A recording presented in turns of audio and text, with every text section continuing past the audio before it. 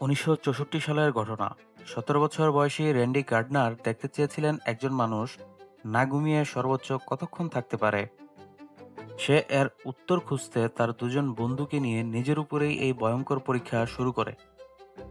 প্রথম কয়েকদিন ভালোমতো গেলেও আস্তে আস্তে তার শারীরিক ও মানসিক অবস্থা খারাপ হতে শুরু করে।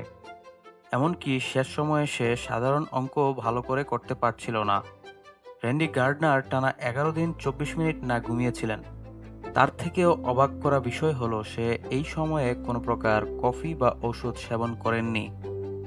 পরীক্ষা শেষে তিনি ১৪ ঘন্টা ৪৬ মিনিট ঘুমিয়েছিলেন এবং পরবর্তী কয়েক সপ্তাহের মধ্যেই তিনি সম্পূর্ণ সুস্থ হয়ে গিয়েছিলেন। যদিও তারপরে অনেকেই তার এই রেকর্ড ভেঙেছিল, যেমন রবার্ট ম্যাকডোনাল্ডস ১৯৬৮ সালে সর্বোচ্চ রেকর্ড ১৮ দিন ২১ ঘন্টা ৪০ মিনিট না ঘুমিয়েছিলেন। তবে এই রেকর্ড আনঅফিসিয়াল হওয়ার কারণে এটি তেমন গ্রহণযোগ্যতা পায়নি।